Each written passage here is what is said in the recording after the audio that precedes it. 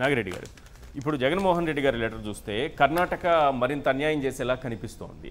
గతంలో కూడా ఆల్మట్టి డ్యామ్ ఎత్తు పెంపు విషయంలో చంద్రబాబు నాయుడు గారు సైలెంట్గా ఉన్నారు, ఆ రోజు ఏం చేయలేకపోయారు. ఇప్పుడు నీటి నిల్వ సామర్థ్యాన్ని పెంచుకోవడానికి దాదాపు 100 టీఎంసీలు మళ్ళీ అదనంగా పెంచుకోవడానికి కూడా వాళ్ళు ప్రయత్నాలు చేస్తుంటే ఇప్పుడు సైలెంట్గా ఉన్నారన్నది ఏం ఆంధ్రప్రదేశ్ జరుగుతున్నటువంటి నష్టం?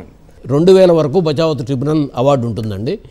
2000 నాటికి ఏదైనా 70% కొత్తగా పూర్తయిన ప్రాజెక్టులకి నీటి కేటాయింపు చేయాలి అని చెప్పి కొత్త ట్రిబ్యునల్కి ముందే వాళ్ళు సూచన ఇచ్చారు. ఓకే, 2000 తర్వాత ఈ 3 రాష్ట్రాల్లో ఏ 2 రాష్ట్రాలైనా కోరితే కొత్త ట్రిబ్యునల్ వేయాలి. సో తర్వాత మహారాష్ట్ర, కర్ణాటక కోరితే బ్రిజేష్ కుమార్ ట్రిబ్యునల్ వచ్చింది. సో జగన్మోహన్ రెడ్డి గారు దీని మీద లేఖ అనేది ఇప్పుడు లేఖ గురించి చర్చ చేస్తున్నాం. ఇది 2010 డిసెంబర్ 31న Brijesh Kumar tribunal preliminary report ఇచ్చిందండి. దీని మూలంగా ఉమ్మడి ఆంధ్రప్రదేశ్కే అన్యాయం జరగబోతోంది. సో లేని మిగులు జలాల్ని 75% డిపెండబిలిటీ నుంచి 65% డిపెండబిలిటీకి తీసుకొచ్చి ఎడిషనల్గా మిగులు జలాలు ఉన్నాయని చెప్పి ఎగువ రాష్ట్రాలకు కేటాయించారు.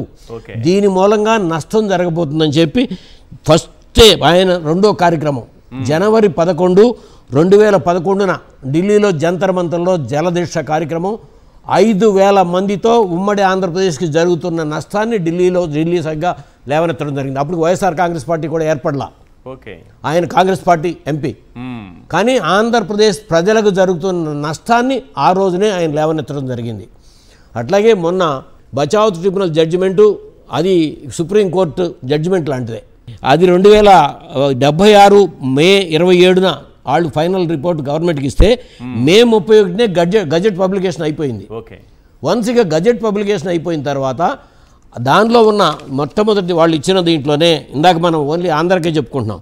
మొత్తం క్యాచ్మెంట్ ఏరియా తీసుకుంటే మహారాష్ట్రకి 26.81% అండి, అంటే 69,426 కిలోమీటర్లు. అలాగే కర్ణాటకకి 113,270 కిలోమీటర్లు, అంటే 43.74% కర్ణాటకలో ఉంది క్యాచ్మెంట్ ఏరియా. సో ఉమ్మడి ఆంధ్రప్రదేశ్కి 76,252 కిలోమీటర్లు, 29.44%. మరి దీనికి కేటాయింపుల్లో ఎట్లా కర్ణాటకకి 734 టీఎంసీలు కేటాయిస్తే ఆంధ్రప్రదేశ్కి 811 టీఎంసీలు ఎట్లా వచ్చినాయి?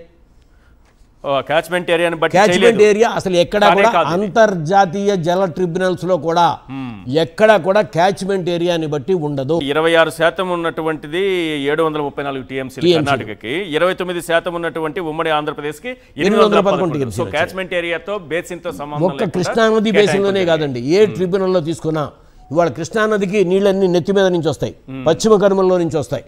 సో క్యాచ్మెంట్ ఏరియా ఇక్కడ ఉండొచ్చు, కానీ వాటర్ ఎక్కువ వచ్చేదంతా కూడా పశ్చిమ కనుమల్లో నుంచి. అదే గోదావరి నదిని తీసుకుంటే నెత్తి మీద నుంచి వచ్చే నీళ్ళు శ్రీరామ్ సాగర్లోకి 2 ఏళ్ళకి ఒకసారి కూడా నీళ్ళు రావు, అంతా నడువులోంచి నీళ్ళు వస్తాయి. ఇంద్రావతి దగ్గర నుంచి శబరి, సీలేరు ఇవన్నీ. మరి క్యాచ్మెంట్ ఏరియాని బట్టి ఛత్తీస్గఢ్కే వాటర్ అంతా ఇచ్చేసేస్తారా? ఇప్పుడు వివాదం కర్ణాటక తెలంగాణతో రెండింటితోనూ వివాదం వస్తుంది కదా ఈ అంశం పైన. డెఫినెట్గా తెలంగాణ లేవనెత్తే అంశం 71% మా క్యాచ్మెంట్ ఏరియా ఉంది కాబట్టి 73% మాకు నీళ్ళు ఇవ్వాలి. నేను ఒక్క పాయింట్ ఇప్పుడు లేవనెత్తానండి. ఆంధ్రప్రదేశ్ వరదలతో మునిగేదంతా కూడా, సో గోదావరి జిల్లాలో వరదలంతా కూడా తమిళేరు నుంచి వచ్చే వరదతో గోదావరి జిల్లాలు మునుగుతాయి, అదే వచ్చి ఎరకాలకు పడి. మా దగ్గర పాలేరు, మునేరు, వైరా, కట్లేరు ఇవన్నీ తెలంగాణ నుంచి వచ్చే వరదతోనే మునుగుతాయి. మరి ఈ నీళ్ళన్నీ మీరే ఆపేసుకుంటారా? సో టైలెండ్ రాష్ట్రాలకు ఎప్పుడు కూడా ప్రథమ ప్రాజెక్టు టైలెండ్లో ఉన్నదానికి ప్రథమ ప్రాజెక్టు వస్తుంది. సో ప్రకాశం బ్యారేజ్ మీద వచ్చిన ప్రాజెక్టు బ్రిటిషర్స్ కట్టిన ప్రాజెక్టు, అలాగే సుంకేసుల మీద కట్టిన KC canal project, Sunkesula project Britishers కట్టిన ప్రాజెక్టు. సో ఈ ట్రిబ్యునల్ కూడా బచావత్ ట్రిబ్యునల్ కూడా 3 దీన్ని తీసుకుంది. జగన్మోహన్ రెడ్డి గారు కూడా దాంట్లో లేవనెత్తారు. అంటే 1956 వరకు పూర్తయిన ప్రాజెక్టులు, అప్పటి నుంచి 60 చిల్లర వరకు జరుగుతున్నాయి. ఆ తర్వాత జరుగుతున్న ప్రాజెక్టులకి ప్రథమ ప్రయారిటీ. సో బ్రిజేష్ కుమార్ కూడా వాళ్ళు ఇచ్చిన 2,130 టీఎంసీలని ఎక్కడ కూడా డిస్టర్బ్ చేయలేదండి ఫస్ట్ జడ్జిమెంట్లో. ఈ 2,130 టీఎంసీలు దాటిన తర్వాత మాత్రమే వాళ్ళు అడిషనల్గా ఇచ్చిన 448 టీఎంసీలు కర్ణాటక కానీ ఆల్మట్టి కానీ ఎవరైనా సరే వాడుకోవాలని చెప్పి క్లియర్ కట్గా మొట్టమొదటి ఉంది. అయితే ఇందాక మీరు చెప్పిన దాంట్లో బ్రిజేష్ కుమార్ ట్రిబ్యునల్లోనే కొత్త ట్రిబ్యునల్ ఏర్పడేటానికి 70% పూర్తి చేయని ప్రాజెక్టులు ప్రయారిటీ ఇవ్వమంటే ఆంధ్రప్రదేశ్లో 95 నుంచి 2004 దాకా ముఖ్యమంత్రిగా ఉన్న చంద్రబాబు నాయుడు గారు ఒక్క ప్రాజెక్టును కూడా టేకప్ చేయలా. హంద్రీనీవాలో 2 సార్లు ఎలక్షన్ వస్తే శంకుస్థాపన చేశాడు. 40 టీఎంసీలు ఇరిగేషన్ ప్రాజెక్ట్ని 5 టీఎంసీలు డ్రింకింగ్ వాటర్ ప్రాజెక్ట్ చేశాడు. వెలిగొండలో 2 సార్లు శంకుస్థాపన చేశాడు. ఎక్కడ ఒక గాలేరు నగరి ఎన్టీ రామారావు గారు పేరు పెట్టిన పేరు, హంద్రీనివా ఎన్టీ రామారావు గారు పెట్టిన పేరు, ఆ పేర్లు కూడా తొలగించకుండా చేసింది రాజశేఖర రెడ్డి గారు. అలాగే రాజశేఖర రెడ్డి గారి మొట్టమొదటి పాదయాత్ర పోతిరెడ్డిపాడు 44,000 కిలోమీటర్లకి లేపాక్షి నుంచి పోతిరెడ్డిపాడు దాకా చేసిన కార్యక్రమం. ఇవాళ రాయలసీమకు నీళ్ళు వెళ్తున్నాయి అంటే ఆ పుణ్యం రాజశేఖర రెడ్డి గారిది. సో అట్లాగే 2004 మే నెలలో ఎర్నేని నాగేంద్రనాథ్ గారు, నేను, తెలుగుదేశం శాసనసభ్యులుగా ఉన్న మాజీ శాసనసభ్యులు కాగితం వెంకట్రావు గారు, వాళ్ళ అబ్బాయి ఇప్పుడు పెడన శాసనసభ్యులుగా ఉన్నారు కృష్ణప్రసాద్ గారు, సిపిఐ నుంచి ఏవి గోపాలరావు గారు, కృష్ణానది పుట్టిన మహాబలేశ్వర్ దగ్గర నుంచి ప్రతి ప్రాజెక్టు సందర్శన చేసుకుంటూ వచ్చి ఫోటోలతో సహా తీసుకొచ్చి కోయినా డ్యాంలో ఎత్తు పెంచుకోవడం, అలాగే 2వ టన్నెల్ని కిందకి అండర్ టన్నెల్ పెంచుకుంటున్నారు.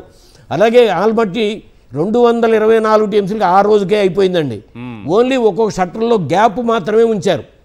ఈ ఫోటోలు తీసుకొచ్చి అసెంబ్లీలో జూన్ నెలలో రాజశేఖర రెడ్డి గారు అఖిలపక్షాన్ని మన్మోహన్ సింగ్ గారి దగ్గరికి 10 టీఎంసీలు ఆల్మట్టి నుంచి డ్రింకింగ్ వాటర్ విడుదల చేయమని చెప్పి చంద్రబాబు నాయుడు గారిని కూడా తీసుకెళ్ళి వెళ్ళారు. మే నెలలో ఎలక్షన్ జరిగినాయి, జూన్ నెలలోనే. ఆ రోజు అసెంబ్లీలో కలిసి మమ్మల్ని ఎలమంచిల శివాజీ గారు తీసుకెళ్లారు, నాగేంద్రనాథ్ గారిని, నన్ను. రాజశేఖర రెడ్డి గారికి అదంతా కూడా మేము ఫోటోలతో సహా ఇచ్చి పైనంతా ఇట్లా జరుగుతుంది ఒక మ్యాప్ ఇచ్చాం రాజశేఖర రెడ్డి గారికి.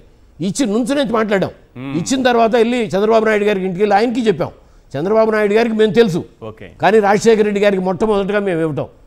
కానీ 2వ రోజు ఢిల్లీ వెళ్ళిన తర్వాత చూస్తే మేము ఇచ్చిన మ్యాప్ని ప్రధానమంత్రి టేబుల్ మీద పెట్టి ఆయన, ఇదిగో నేను వచ్చే ముందు ఎవరో రైతు సంఘాలు వచ్చి నాకు ఇలా మ్యాప్ ఇచ్చారు, ఇట్లా ఆంధ్రప్రదేశ్కి ఇంత అన్యాయం జరుగుతుందంట, కోయినా డ్యామ్ నుంచి వెస్ట్వార్డ్ డైరెక్షన్లో పోయే నీళ్లు ఎంత వెళ్తున్నాయో తెలియదు, అట్లాగే ఆల్మట్టిలో ఎంత వాడుకుంటున్నారో తెలియదు, అనాథరైజ్డ్గా అనేక లిఫ్ట్ ఇరిగేషన్ స్కీమ్స్ కర్ణాటక మహారాష్ట్రలో భీమా మీద, అలాగే తుంగభద్ర మీద, కృష్ణానది మీద అన్ని ఫోటోలతో సహా ఇచ్చాం. ఇవన్నీ ఆయన తీసుకున్నాడు. ఈయన అప్పుడు దాకా ముఖ్యమంత్రిగా 14 సంవత్సరాలు ముఖ్యమంత్రిగా ఉన్న ఆయన కనీసం తీసుకున్నా.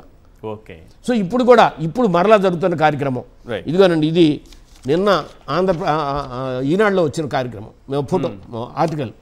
అంటే తెలంగాణ నుంచి ఇక్కడ ఇరిగేషన్ శాఖ మంత్రిగా ఉన్న ఉత్తమ్ కుమార్ రెడ్డి గారు కేంద్ర జలశక్తి మంత్రి సిఆర్ పాటిల్ గారికి ఆల్మట్టి ఎత్తు పెంపకం మూలంగా నష్టం జరుగుతుందని చెప్పి తెలంగాణ ప్రభుత్వం రాసింది. కానీ ఏపీ ప్రభుత్వం ఇప్పుడు కూడా చంద్రబాబు నాయుడు గారు ఎక్కడా కూడా కేంద్ర ప్రభుత్వానికి కానీ లేకపోతే అసలు పబ్లిక్గా ఇది నష్టం రాష్ట్రానికి జరుగుతుందని కూడా మాట్లాడాల. రాజశేఖర రెడ్డి గారు, జగన్మోహన్ రెడ్డి గారు ఉమ్మడి ఆంధ్రప్రదేశ్కే నష్టం జరుగుతుందని, అప్పుడు ఆంధ్రప్రదేశ్ విభజన జరగలేదు. సో రాష్ట్రంలో సాగునీటి వనరులు ఉంటేనే ఈ ప్రాంతాలన్నీ అభివృద్ధి చెందుతాయి. నీటి వనరులు లేకపోతే వర్షపాతం మీద వ్యవసాయాలు చేస్తే ఈరోజు పత్తి రైతుల పరిస్థితి ఎట్లా ఉందో, లేకపోతే శనగ రైతుల పరిస్థితి ఎండిపోతుందో, ఎట్లా ఉందో అవుతాయి అనే ఉద్దేశంతో తీసుకున్నారు. ఈ కార్యక్రమాలతో పాటు మరలా సాగునీటితో పాటు ఉచిత విద్యుత్తు, అది కూడా నీటి సరఫరాకేనండి. భారతదేశంలోనే ఇచ్చిన ఏకైక ముఖ్యమంత్రి జగన్మోహన్ రెడ్డి గారు, మరి రాజశేఖర రెడ్డి గారు. ఇవాళ 5 రాష్ట్రాల్లో ఆయన కార్యక్రమం అమలు జరుగుతుంది. దీన్ని మంచిగా తీసుకుని చంద్రబాబు నాయుడు గారు కూడా ఈ రోజుకైనా సరే, అయ్యా నువ్వు మేల్కో, నిద్ర నటించవద్దు, సో ఇప్పటికైనా సరే కేంద్ర ప్రభుత్వం మీద ఒత్తిడి చేయమని చెప్పి జగన్మోహన్ రెడ్డి గారు లేఖ రాశారు.